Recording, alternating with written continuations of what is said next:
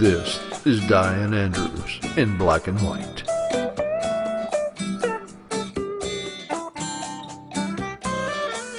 The issues you don't want to talk about. The arts and entertainment you need to know.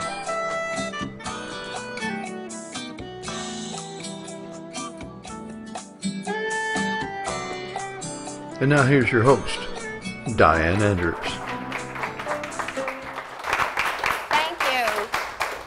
Thank you, audience, for being here. And thank you out in YouTube land. Thank you on television. As you know, we're in 50 parishes in the state of Louisiana. We're in all the major cities except Lake Charles. We're in Shreveport, we're in Alexandria, New Orleans, and Lafayette twice a week, in Baton Rouge about 3 times a week. Our volume of people, not saying that 3 million are watching us all at the same time, but we go into 3 million homes here in Louisiana, and I've been doing this about 20 months. So I'm Diane Andrews, as you probably know, the host of Diane Andrews in Black and White. So thank you again for watching us. We're out there on YouTube and Vimeo. I started a series called All About Kids about 3-4 months ago. And we had some kids from Lafayette. In fact, I went up and was a judge in a play that they gave. It was At-Risk Gifted Children up in Lafayette. We're on in Lafayette, so they had seen the show. I also, want to do more of these kinds of shows, and this will be the second in the series of All About Kids.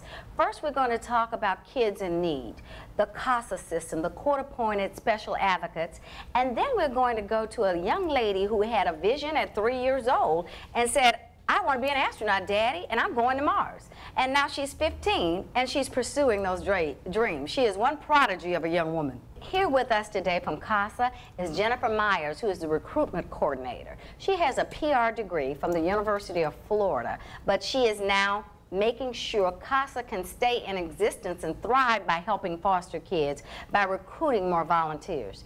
Currently, they have 92 volunteers at CASA, but the goal this year is to get as many as we can because there's a terrific need. 80% of all the children at CASA are minority, specifically black, and only 30% of the volunteers are black.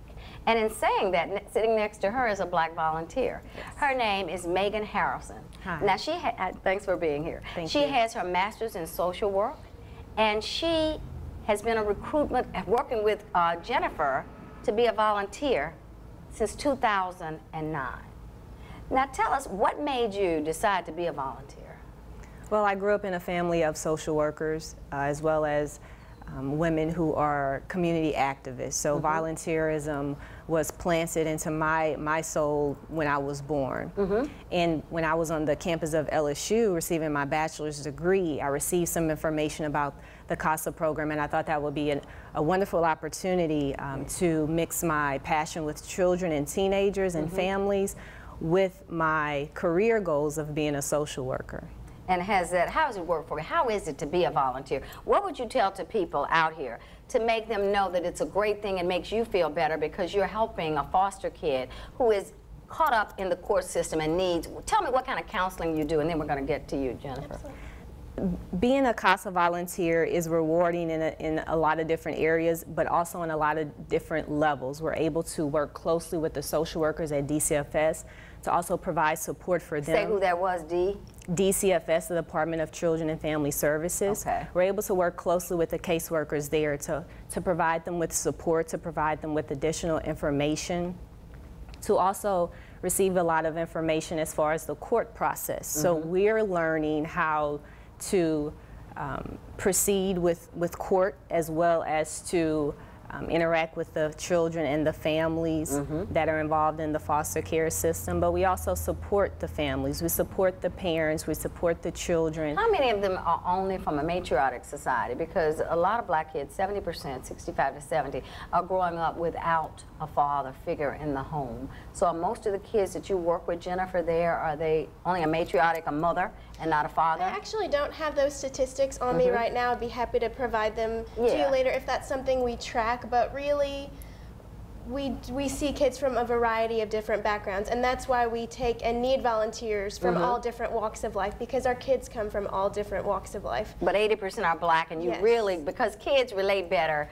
If you had a white kid, she may relate better to Jennifer than you, as you have a black kid who probably can relate better to you or me than they would to Jennifer, just because of backgrounds. And not that it's prejudice, it's just it helps them, but they're already scared. And they can easily relate to someone and just feeling comfortable with that volunteer. When you walk in the door instead of having a time period before you're comfortable. Yes, and that volunteer can also serve as a positive role model in that child's life. Right. Yes, I'm listening to Megan talk, and I'm sure. Tell me some of the things you tell children when you first meet them. Well, when I first meet them, I don't want to come off as just another person in their life to ask them a lot of questions, and I don't want to assume that I understand what they're going through, because I do not. Right. So when I meet with a child, I've been working since 2009, as you have stated, and I'm on my 5th case right now. And tell me, what are they in court for? Just give me one example, usually. So all of these children that we serve at CASA, they're in foster care. CASA stands for, I don't think we've mentioned yet, Court Appointed Special Advocate. I said it when I started. So, I said it in the beginning. So all of these kids are in foster care, and CASA volunteers serve as their advocate to speak up for their best interest. While Megan does have a master's in social work, you don't have to be a social work person or a lawyer to be a CASA volunteer. Or even a degree. A volunteer have to have just a good heart, right? And want to help someone, right? And so our CASA volunteers, they serve as a voice for that child. So all of these children are in court for what's called a child in need of care case. So the CASA Which means what, a child? Just give me an example. I know they're different. The state is the child's parent being in foster care. So the end goal of a CASA volunteer's involvement is to help these kids reach safe and permanent homes as quickly as possible, whether that means being reunified, which a few of Megan's cases, the children have been reunified with their families. Oh, that was wonderful. Or adoption, transfer of custody to a relative. You know, the CASA volunteer is there to help expedite that process and make sure the child's needs are being met and making sure that the voice is heard. Well, I sure appreciate you being here today, and I hope that Diane Andrews in Black and White, our population out there who views the show, will be willing to tell them how to get in contact if they want to volunteer. Well, first, I would also always suggest that you go on the website, CASABR.org. Yes, and find a little bit more about the organization to see if you're interested. And then also what I love about CASA is that they give us a lot of opportunities to learn more about them and to learn more about their resources. The training process, just briefly tell us what. Well, I do want to mention, I know you were broadcast statewide. So CASABR.org, that's going to be for the capital area program that serves East Baton Rouge Parish. If you're interested in learning about another CASA program in Louisiana, I think there are 17 or 18. LouisianaChildren.org is that website if you're not in the Baton Rouge area. All of our training programs cover the same basic information, but what I'm going to speak to is the Baton Rouge Capital Area CASA program. The training course itself is 32 hours, which sounds like a lot, but we do make it doable. You just have to complete training. Not all at one time. It's over the course of 3 weeks. You just have to complete training within 6 months. So for example, we are finishing up a training course at the office tonight. If any of those people miss a certain number of sessions, they can come back over the summer and finish. Well, I know how I found out about CASA. I finally went in for my jury duty to see, you know, how you delay, and I was scared, okay, let me go on and get this over, and you speak to not everyone selected, but the entire body before they select the jurors up there. And as I said, let me call her and ask her. It's such a good program if you would want to be on the show to highlight and try to highlight what you all do and how good it is for someone to be a volunteer. It's made your life feel better from the heart, hasn't it? It does. It does. Just watching the rapport build with myself as well as the children, and then increasing their level of comfort.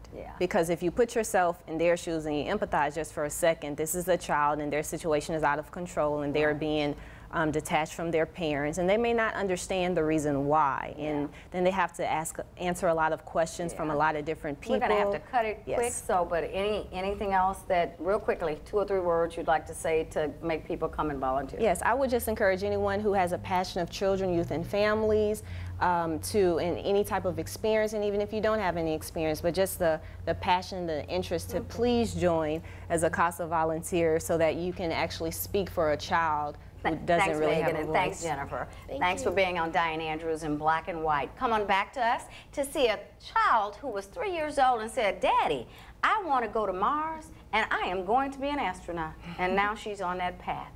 Come on back to Diane Andrews in Black and White.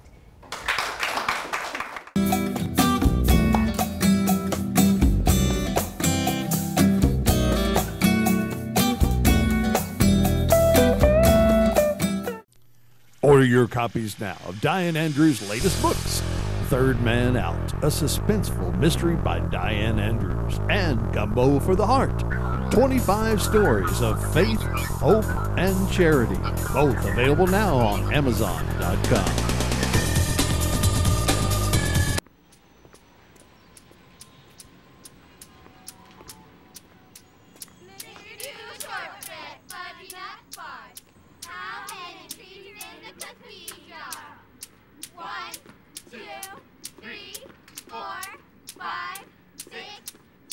The smallest moments can have the biggest impact on a child's life.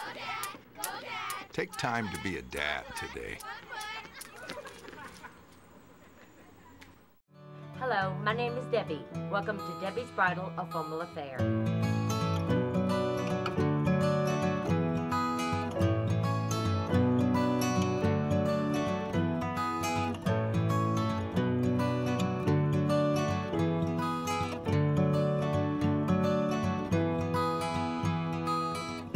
My name is Raven. I work at Debbie's Bridal, and she makes your dreams come true.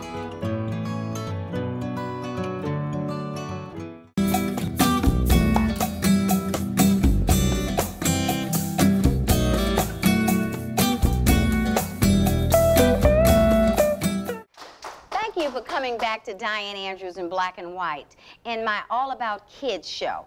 This part is about exceptional kids, specifically one very exceptional one lady. You heard me say before we went to break that there was going to be a person coming on. Her name is Alyssa Carson. She decided or said at 3 years old, I'm going to Mars, Daddy, and I want to be an astronaut. I'm going to be an astronaut, right? Not I want to be, I'm going to be an astronaut.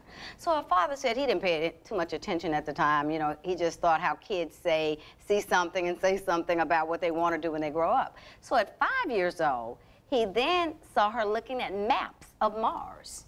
And he said, this is serious. So you really have to give him credit. I'm going to give you a little background into him. He decided that he wanted to have a child. So he got with one of his friends, girlfriends, some lady that he knew very well, and decided, let's have a daughter. So he has raised this wonderful prodigy by himself. And she is a beautiful young girl. I have interviewed over 400 people in about 20 months, and you're one of the most interesting at 15 years old that I've ever met and interviewed, because I kept telling your father, I want to get her on. I met you at Dr. Greason's house. I mentioned to you when I started October Halloween party he had, that he used to have every year. He is now not with us anymore. And you came up, you were just talking about, I'm going to be an astronaut, I want to do this, and I'm going to do that. And I remembered your bubbly personality from then. Now, she speaks 4 languages. She attends the Baton Rouge International School, so we have to give the school credit, which is a wonderful school here, from what I've heard here in Baton Rouge.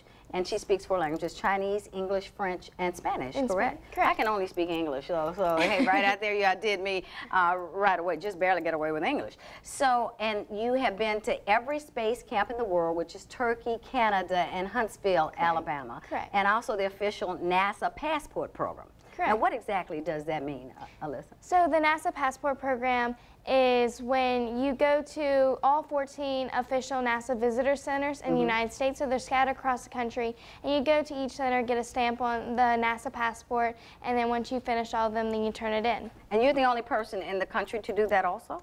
Correct. Me and my dad are both the only 2 people. Does he count? Does he count? Well, yeah, we can count him. We'll count him in this one, okay. So, what do you remember when you were old enough to remember, 5 or 6 or 7, and saying and looking at the maps and saying, I want to go to Mars? You just had this feeling. What do you know? What made this happen? What made you want to be an astronaut? I mean, the main thing that I really remember now, obviously I don't remember a lot when I was 3 years old. Right. I mean, the main indicator that we have that we think is what kind of started this whole thing is we have a poster from a TV show that I watched when I was younger, and it says like Mission to Mars on it. And so we're thinking that like I saw that, and then that kind of first sparked my interest. And then at 5 or 6, we still have the map that I was looking at. We still have it hanging. Yeah. And so I can kind of vaguely remember kind of looking or asking for all these different things about space and about Mars. Well, you do have to give your father some credit, because he was the one who had to make sure you got to do what you wanted to do. Right. So when you were 7 or 8, were you looking at, okay, Daddy, I want to go here. Daddy, I want to go to this space camp. Daddy, I want to do this. Were you that early starting to tell him some things you wanted to do? Well, around 7 or 8, that's when we kind of found about Space Camp in Huntsville, Alabama, just because we were driving home from a trip, and we just so happened to see the U.S. Space and Rocket Center, and we didn't realize that there was a space camp there. We thought it was just a visitor center. So we stopped by and looked around, and then we saw brochures for Space Camp, and then right when I saw it, I was like, Daddy, I want to go to Space Camp. And then after... And how old were you then, 7? I was about probably 6 or 7. Right. And then he decided that he would come with me, and we did a parent-child camp. And we went and spent a long weekend there, and basically it was just about the best weekend of my life because I learned all about space and about Mars and about everything I wanted and was curious about. Now I understand you do regular things in school. You don't have a smartphone. No, ma'am. And you play piano, you play sports, some sports too. Correct, soccer. You play soccer. And what else do you have? Friends that you know that you associate with, talk on the phone with, movies, anything like that? Yeah, I mean, I do everything that a normal teenager would do. I mean, like you said, soccer, piano. I also did dance for many years, and then also hang out with my friends all the time and do normal teenager things as well. So do any people come up to you and think that you're, I don't want to use the word weird, but different because of your desire and your ability? You are a very blessed person that you were able to find what your passion was at 3 years old. Right. I don't know anyone else that's been able to find that. There may be, but I don't know anyone. And you kept targeted on that mission, which is a fun ride. I mean, to go to all these space camps and see space and for people to know you all around the world and you be able, because of Baton Rouge International, to speak to them in their language. Right. I mean, usually when I meet people, and whenever I tell them what all I'm doing, what I'm preparing for, the fact that I want to become an astronaut and eventually go to Mars, usually it's a shock at first, and then sometimes several people think that I'm joking. But then once they realize that it's actually something that I want to do with my life, then they're very supportive and they're really just there and encouraging me, and they're really just amazed about how much that I've done, and they're really just supporting me, really. It is an amazing trip that you're on, in this journey that you're taking in life so early and knowing what you want to do and having the support of other people. Now, have you formed friends around the world who are also wanting to be astronauts, other young teenage? I have several people, close people that I've met at some of these camps, or others that I've just met, and you know, they not necessarily want to become an astronaut, but maybe they want to go into a STEM field or go into something that has to do with science or technology, or maybe just anything in NASA, such as an engineer or something like that. And so really, I just like to talk to others and to inspire them to follow whatever dreams they may have, whether it's not just in STEM or whether it's becoming an astronaut or maybe becoming a teacher, no matter what it is, but just finding that dream that they really want to do with their lives and then following it. So how many people do you think, because you do motivational speaking, right? Correct. So you inspire people. You have older people than you coming up thanking you, I'm sure, quite often, right? Yes, ma'am. You got some people 60. Boy, it's not too late for me, is it? You started at 3 years old. I'm 60. Is it too late? And I would say it's never too late to follow your passion. Would you agree at your very young, intelligent age? I mean, really, I just tell anyone. I mean, if it's really something you want to do and something you're passionate about, then go for it. I agree with you on that. So on school, I mean, you say you just do normal things?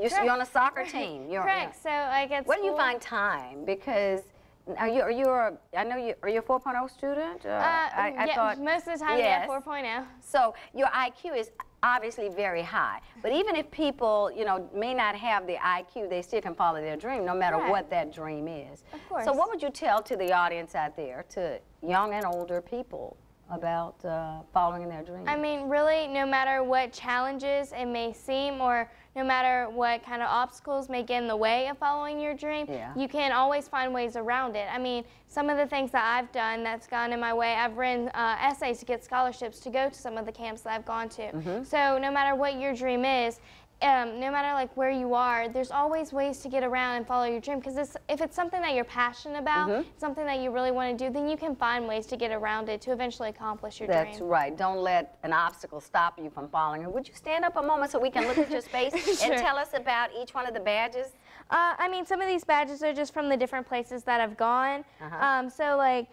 This is from the Flight Research Center, so just some of the places that I've gone. This is to represent a panel that I went on when I was 12 years old. And you're 15 now, correct? This year you were 15. Correct. I was 15 this year. Or like this is to represent the capsule that will be sending humans to Mars. Or this is an example of one of the camps, the Eurospace camp in Belgium, National Flight Academy, which is a camp in Pensacola. And so you have been all over the world on this journey that you're on. And it's so good because you have to speak for your father, because I don't think he's multi-language. Well, linguistic, is he? In kindergarten, he wanted to kind of catch up on the languages, but after he kind of just kindergarten, let it go. yeah, kindergarten, yeah. And that's probably his status in the foreign languages, like mine, kindergarten, yeah. This is nice though. So every place you go, you put it. Oh, and they have your name. What does the blueberry mean? I saw something on one of your cards. So blueberry is a call sign, which is kind of like a nickname. And so my call sign I got when. The second time I went to What space does a call sign mean? So it's like a nickname, but it has to be given to you. And so I got the second time I went to space camp, and I got it because I was wearing a flight suit like this, except it was a really dark shade of blue, and I was really short.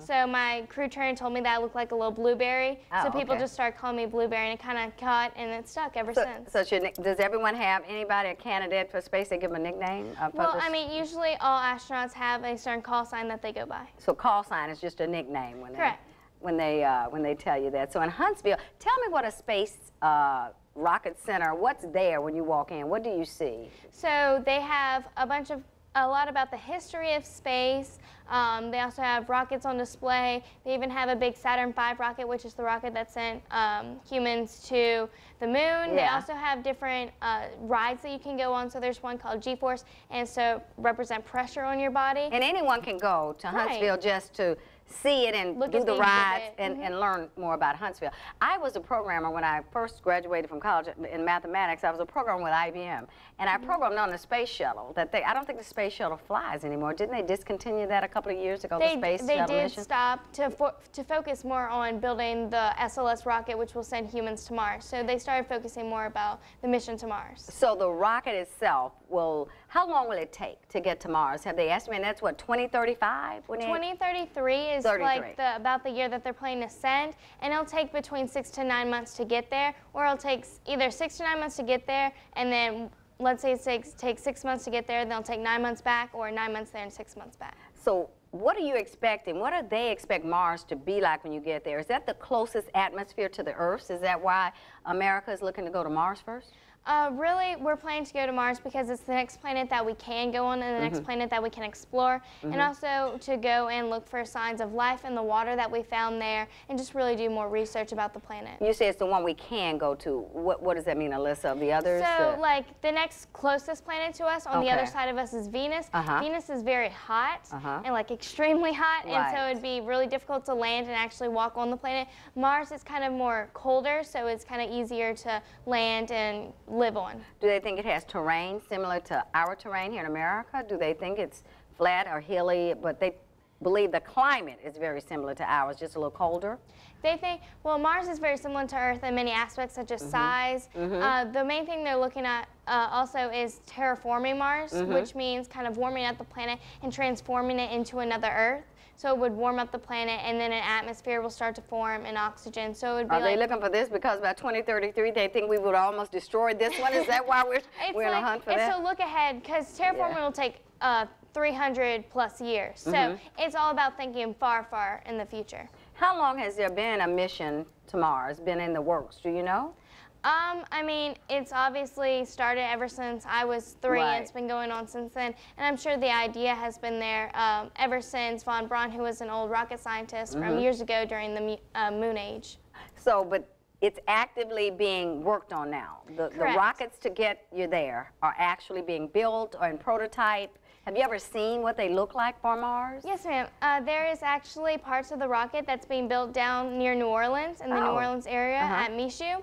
And there are... can you go see it? Can anybody go see that? I'm not sure if it's open to the public. Oh, yeah? Because right now they're just trying to put it all together and actually build it. So what do you all have no interpretation, any fear, nothing about going to Mars? You just, really, it's what you want to do. Really, I put my trust because I can see how hard people are working to build this rocket and how much testing is going into it. So I put my full trust in them, and really I don't have any fear because I know it's something I want to do, and I'm not going to let fear stop me. And I think I saw on one of your YouTubes or on one of your websites that you were saying what you plan to major in school, so it makes you better prepared to be an astronaut, to be one of the first to go to Mars. How many are they taking? Well, kind of my plan for college is to go to Cambridge in the UK for my undergrad, International Space University in Strasbourg, France, and study space engineering, and then MIT and focus on astrobiology. I'm sitting here talking to a rocket scientist. And by all means, I would say that, especially someone that's going up into space, and I believe if anyone can do it, you can do it. How many people will be on that rocket ship? They're looking at how many astronauts? Like 6 to 12. 6 to 12. So, but you have to be selected, right? They're going to pick out of this body of astronauts that want to go to space, and that's why you're preparing yourself. Correct. And you speak the languages, but no one speaks Martian yet, right? Right. You know, you see all these old shows about the Martians. They had some show on TV that used to come on about the Martians. Have you ever seen that one? This guy came down from Mars and he lived with his family, and it's old comedy. Yeah, you're too young to, unless it was an old rerun to ever have seen that show. Well, I wish you the best, Alicia. Not that you need it. I think you're so well equipped and you know exactly what you want to do. You've got a support system that works with you. And at least for you, so you can tell them what to do, because I think you're more advanced on what you want to do than anybody else in the world is. Right. So you're one prodigy of an exceptional kid. So thanks for being on Diane Andrews in Black and White.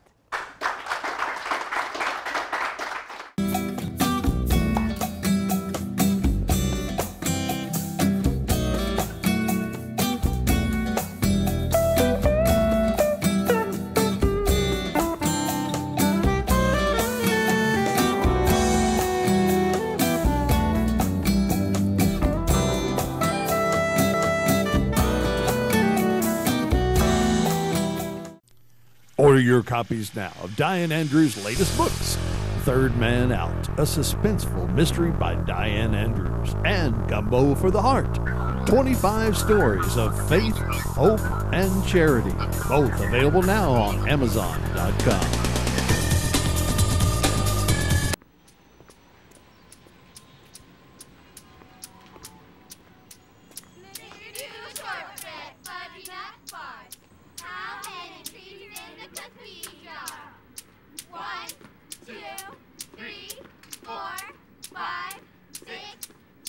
The smallest moments can have the biggest impact on a child's life.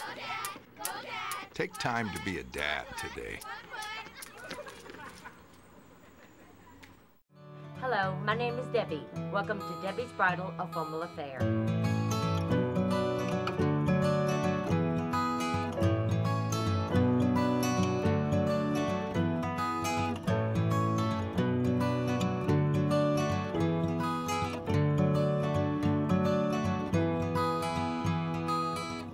My name is Raven. I work at Debbie's Bridal, and she makes your dreams come true.